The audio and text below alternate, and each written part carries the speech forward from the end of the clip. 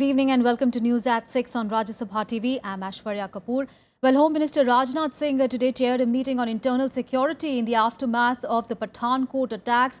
We'll give you all the details on what decisions were taken in that meet. Also, it is the last day of the odd-even car scheme in Delhi. Chief Minister Arvind Kejriwal has called the formula a success. We'll get you all the details on that as well. But first up, the headlines. Home Minister Rajnath Singh chairs meet to review internal security situation even as confusion prevails over the arrest of JEM chief Maulana Masood Azhar in Pakistan.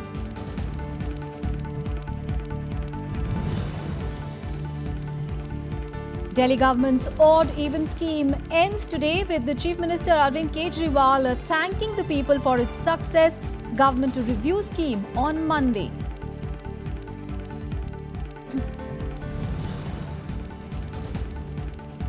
Congress party strengthens its ranks in Punjab before the assembly polls as Manpreet Badal emerges his outfit with the party.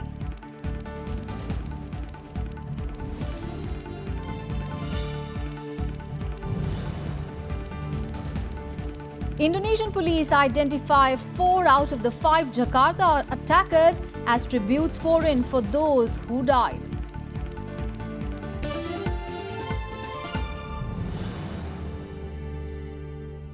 And Sania Mirza and Martina Hingis continue their winning run, win 11th international title together in Sydney.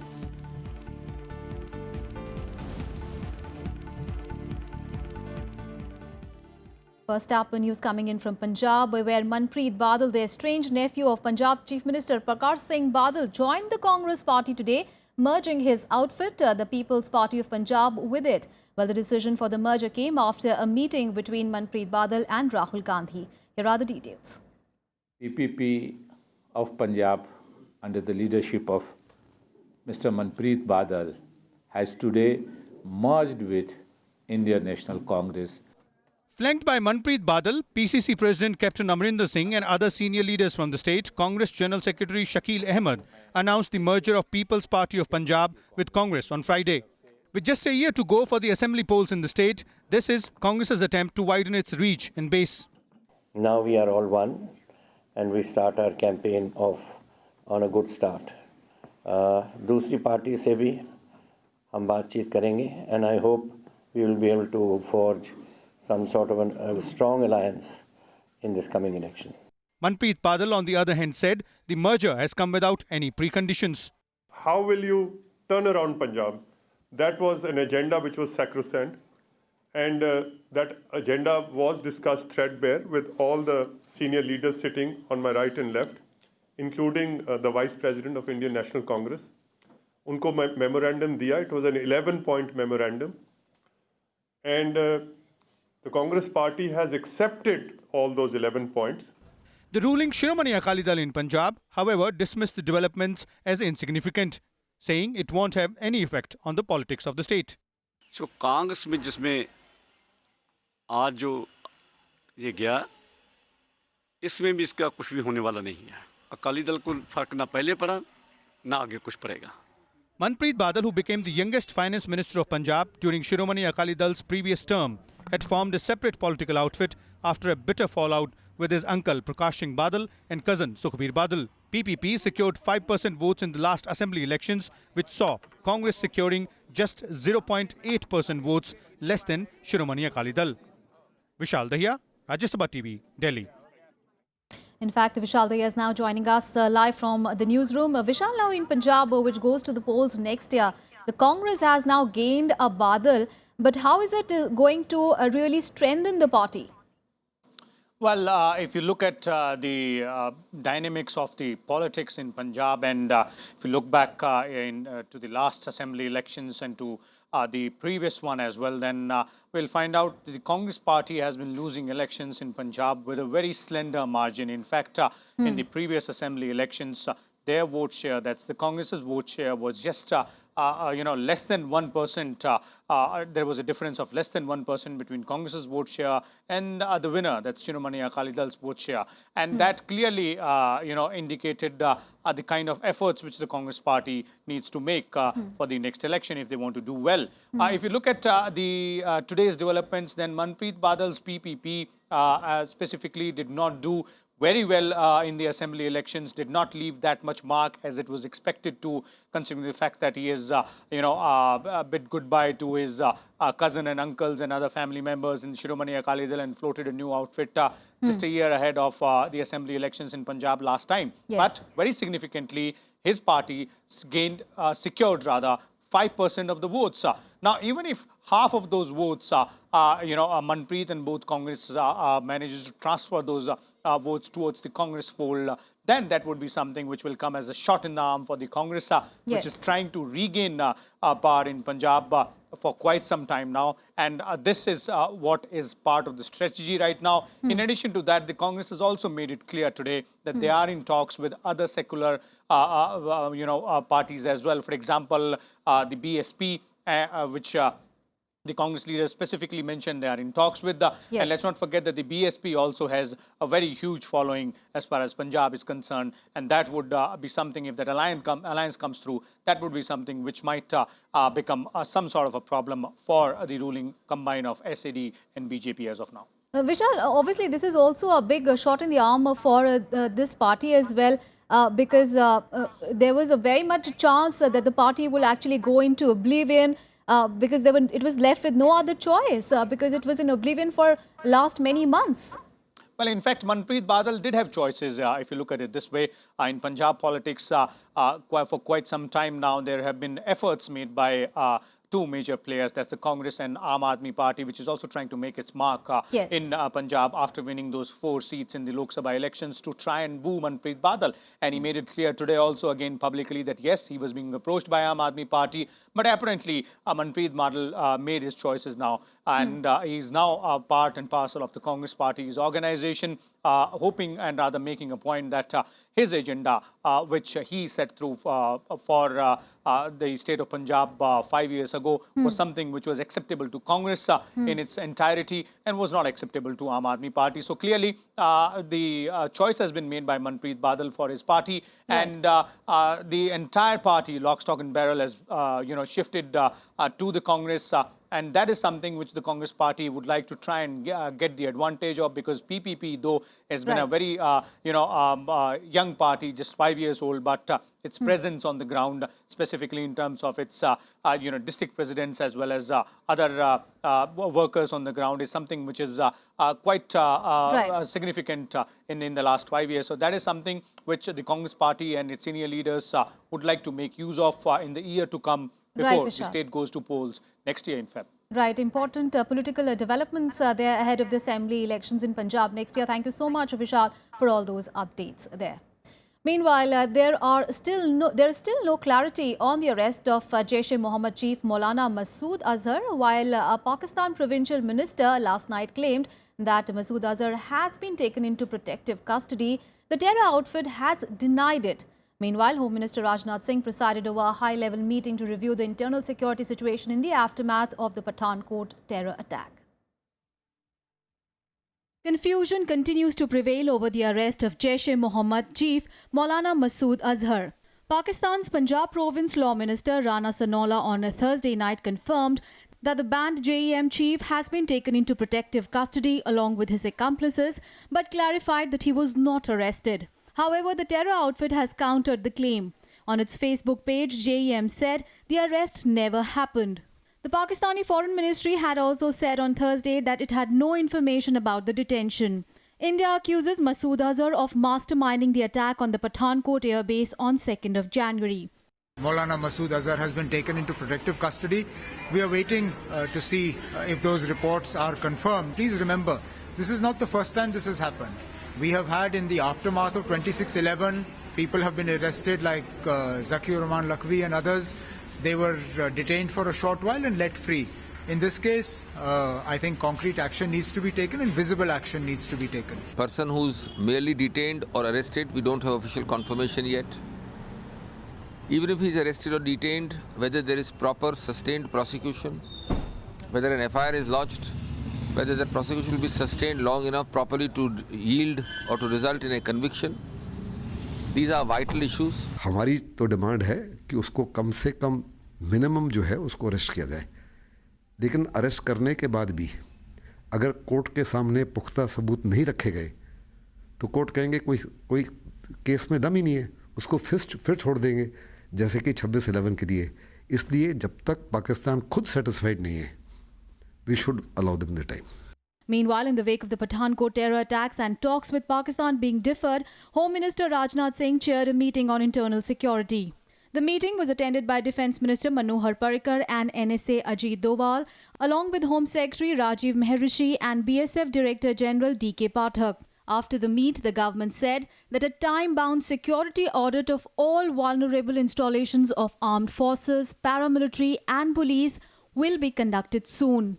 The meet comes even as Gurdaspur SP Salvinder Singh appeared before the NIA for the 5th round of questioning for his alleged role in the Pathankot terror attacks. India and Pakistan had on Thursday mutually agreed to reschedule the Foreign Secretary level talks to the very near future.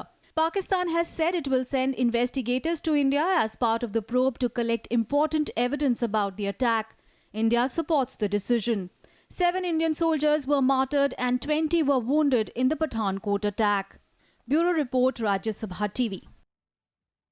And news from the national capital now, where the Delhi government's odd-even scheme ends today at 8 p.m. Now, Chief Minister Arvind Kejriwal thanked the people for its success. The government will now hold a review meeting on Monday to evaluate the impact of the trial on the pollution levels in Delhi. They will also deliberate whether to continue with that scheme or not. However, the question still remains whether the odd-even scheme has actually cut down the pollution levels in the national capital. पहली बार दिल्ली में आम आदमी party की सरकार ने लोगों को साथ लेके इतना कठोर नियम लागू किया और उसके बावजूद लोगों ने उसको साथ दिया, लोगों ने पूरी तरह से उसको फॉलो किया. इतना कठोर नियम था. तो इसका मतलब हमारे देश के लोग बहुत अच्छे हैं. दिल्ली के लोग जबरदस्त लोग हैं. Chief Minister Arvind Kejriwal applauding Delhiites and the authorities for the success of the odd-even scheme for vehicle rationing. He said the scheme shows Delhi can match world-class cities like Singapore in its discipline and systems. The Delhi government will next hold a review meeting on Monday to discuss whether to take the odd-even scheme to the next level. The government may adopt the scheme on more permanent basis after analysis and fixes to improve an inadequate public transport system. सोमवार को 3 बजे सभी departments जो इसमें शामिल थे उनके साथ एक असेसमेंट मीटिंग रखी जाएगी. What are the lessons learned, और अब जब हम आगे शुरू करेंगे जब भी तो उसमें हमें क्या क्या तैयारियां और करने की ज़रूरत है, उसके लिए असेसमेंट मीटिंग मंडे को है. However, the question still remains whether the odd-even scheme has really brought down the pollution level in Delhi. According to reports, the air quality levels remained very unhealthy on Friday. The state-run system of air quality weather forecasting and research showed levels of particulate matter less than 2.5 micrometers, hovering between very poor and severe during the trial period, well above the WHO's safe limit.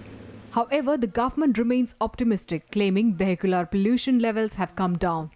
इस पूरे odd even के दौरान जहां पर सबसे खतरनाक reading की बात की जा रही है, तो एवरेज जो आउटर जो हमारे सेंटर्स हैं, परमानेंट सेंटर हैं, वहां पर भी 400 प्लस रीडिंग रही है. अगर ऑड इवन नहीं होता तो 400 की जगह जनवरी के महीने में भी जिस तरह से विपरीत वेदर था, 600 पर PM 2.5 भी होता. The Delhi government's odd-even scheme was implemented from January 1st after reports that pollution levels in Delhi stood at more than 10 times the safe limits prescribed by WHO. Under the scheme, private cars with even and odd number plates were only allowed on alternate days. A fine of 2,000 rupees were imposed on people who violated the rule. Delhi will now see both odd and even number cars on roads from Saturday. But the Chief Minister urged people to continue with their mission to curb pollution levels in Delhi by doing more carpooling and using public transport more often to at least reduce traffic congestion and pollution levels. Bureau Report, Rajya Sabha TV. Well, let's also get you some of the reactions coming in from general public in Delhi. Let's listen in. Odd even it was very nice. In fact, hardly I drive in one day in a week, but due to the odd even number, I was driving for 3 days in a week. It was very nice. In fact, हम चाहेंगे कि इसको जरूर continue किया जाना चाहिए. मतलब if you talk about pollution तो ठीक है, उतना कोई खास फर्क नहीं है, but if you talk about भीड़ और इससे it is really good. Sir traffic तो कम हुआ है, लेकिन थोड़ा परेशानी तो है ही ना, क्योंकि जो है घर में हर किसी के जरूरी नहीं कि दोनों नंबर की गाड़ी हो, और आपस में हर जगह एडजस्टमेंट हो नहीं पाता है.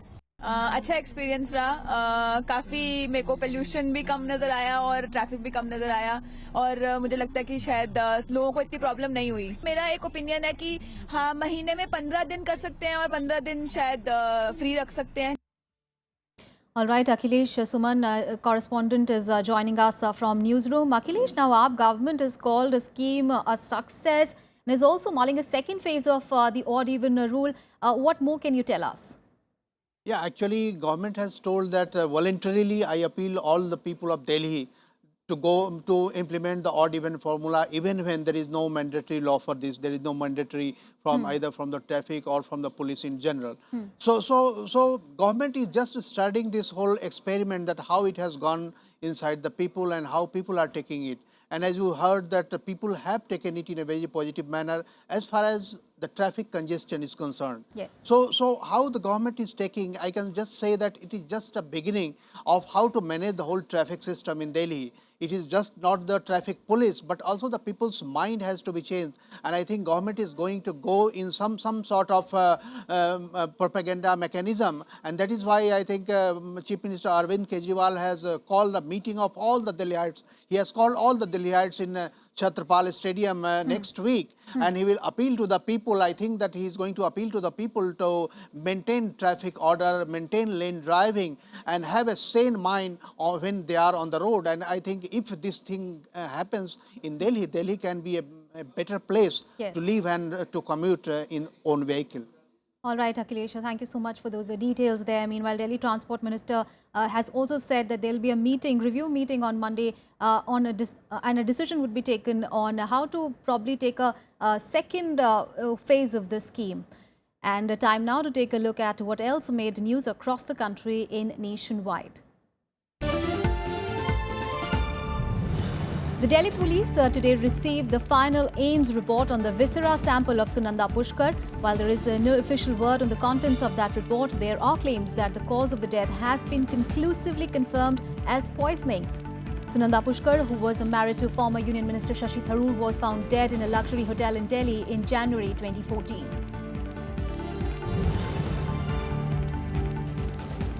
Congress Vice President Rahul Gandhi is in Mumbai for a 2-day visit.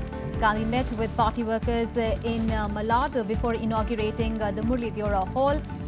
Rahul Gandhi will also now travel back to the suburbs tomorrow and interact with the management students of Narsi Mornji Institute of Management Studies. The Delhi High Court today sought responses from Chief Minister Arvind Kejriwal and suspended BJP MP Kirti Azad in a civil defamation suit filed by DDCA for their alleged remarks against a cricket body regarding its functioning and finances. The registrar sought the response of Arvind Kejriwal and Mr. Azad to the suit by 2nd of March. At least 11 people were killed while around 20 others were injured after a bus rolled down a 400-feet gorge in a remote area of Udhampur district in Jammu and Kashmir. The accident occurred when the driver reportedly lost control over the vehicle. Rescue operations are currently underway. Sri Lanka is all set to release all 104 Indian fishermen from its prisons in view of the Pongal, which is being celebrated in Tamil Nadu today. 55 fishermen have already been handed over to the Indian consulate officials at Jaffna. The rest of the fishermen lodged in various prisons will reportedly be released very soon.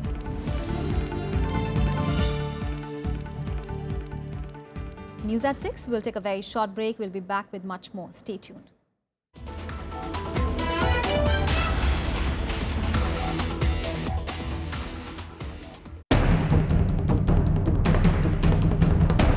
India-Pakistan decide to put off talks. Dialogue in pause and reassess mood. What next? Where does the process go from here? Watch The Big Picture at 6:30 p.m. on Rajya Sabha television.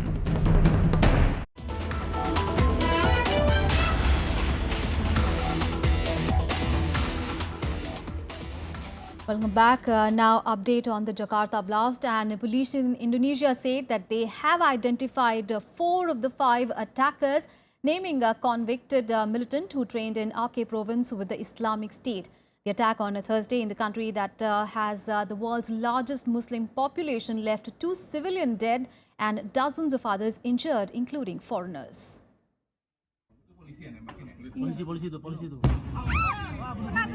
While the bomb and gunfire attacks in Jakarta continued, a picture emerged of a gunman on the streets. The photo showing the man wearing blue jeans, black shirt and a baseball cap, carrying a gun and rucksack, was run by many Indonesian media outlets on Thursday. Now authorities have identified him as Afif Sunakim, one of the 5 attackers killed by the police. The situation already, stable. We are still on top of the terrorist group here in Indonesia, and we suppose that the people in Indonesia remaining calm. What happened? We are chasing them, and we suppose that our counterparts in other countries also, could work together, because it is not a homegrown terrorism only in Indonesia. This being part of ISIS network. It took security forces about 3 hours to end the attack near a cafe in the center of the capital after a team of militants traded gunfire with the police and blew themselves up. Police said a total of 31 people were injured or killed in the incident. Counter-terrorism police have rounded up about 20 people with suspected links to Islamic State. Kemudian menyangkut korban, masih tetap sampai hari ini 31, di mana 4 orang asing yang tadinya 2 kan menjadi 4 orang asing, kemudian 6 polisi, kemudian 5 tersangka, dan sisanya adalah. A day after the attack, floral tributes were placed near the blast site as life in the city started returning to near normal, although people said they were still worried about security. Perasaan saya mungkin yang jelas terganggu, Pak, terganggu ya. Tidak mungkin saya merasa aman dengan begini, karena informasi juga simpang siur, ada berapa titik bom segala macam, ini harus diluruskan ya. Jadi terganggu, masyarakat sangat tidak aman dengan adanya seperti ini. Indonesia has seen attacks by Islamist militants before, but a coordinated assault by a team of suicide bombers and gunmen is unprecedented and had echoes of the seizures seen in Mumbai 7 years ago and in Paris last November. The last major militant attacks in Jakarta were in July 2009 with bombings at the JW Marriott and Ritz-Carlton hotels. Bureau Report, Rajya Sabha TV. And for more international news, let's tune in to Global Buzz. Donald Trump refused to budge over his call to ban all Muslims from entering the United States. He held his stand even as Republican presidential rivals questioned his controversial stance. Jeb Bush asked whether it also meant banning Muslims from countries like India and Indonesia, which are strong allies of the United States. Trump maintained that he would not review this decision as the security of the country was paramount for him. A bus carrying participants of a ski tour crashed today morning in Japan's Nagano prefecture. The crash killed 14 people and injured another 27. Japanese Chief Cabinet Secretary Yoshishi Suga said that the latest information was that of the 41 people on board, no one escaped unharmed. Suga said that there would be an investigation into what happened.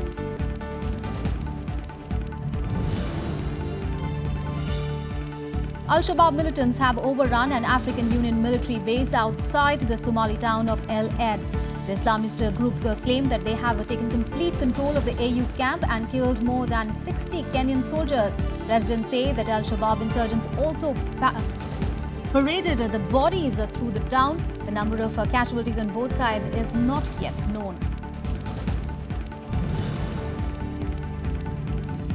A drawing in the French magazine Charlie Hebdo has caused outrage online. The cartoon suggests that Alan Kurdi, the 3-year-old Syrian boy who was found dead on a beach last year, would have grown up to be a sex attacker. Now, the cartoon is being seen as offensive. Meanwhile, others argued the satirical magazine was keeping to its usual provocative tone to stir debate on the European attitude to the migrant crisis.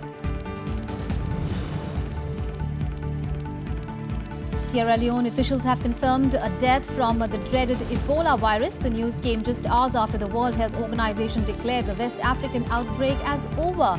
Now, tests on a person who died in northern Sierra Leone came out to be positive, as Ebola Test Center spokesperson said. WHO has warned that more flare-ups in the area are to be expected.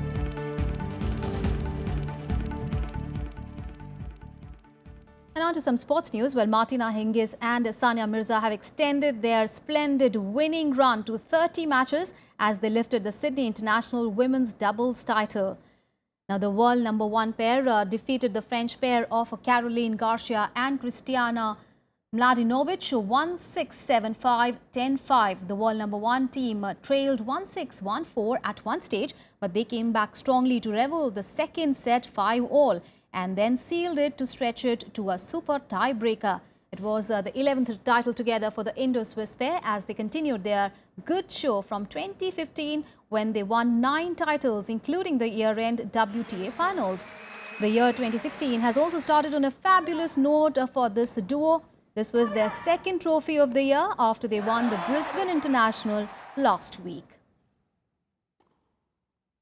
But not so good news coming in from cricket, where Rohit Sharma's second successive century went in vain as Australia's collective batting effort helped them to a 7-wicket victory in the second ODI at Brisbane. Now, chasing a record 309 at the Gabba, Aaron Finch, Sean Marsh and George Bailey hit brisk 50s as the hosts reached the target comfortably with an over to spare. The previous highest chase at the Gabba was 301 when Australia beat England in 2014. The Indian bowlers were disappointing once again as India failed to defend a 300-plus score in the second consecutive match. Team, you have to win irrespective of which department is not doing well. For that, I think we'll have to score 20 to 30 more runs. And I've said, that will put a lot of pressure on the batsman, because the moment you take your guard right from the first ball, on your back of your mind, you'll be like, we have to go 330 or 340 odd runs, to be on the safer side. And that will definitely put a lot of pressure. Well, that's all in this edition of news. But before we go, well, the Indian Army celebrates the 68th Army Day today. Army Day marks the day to salute the valiant soldiers who sacrificed their lives to protect the country. We leave you with these visuals. Thanks for watching.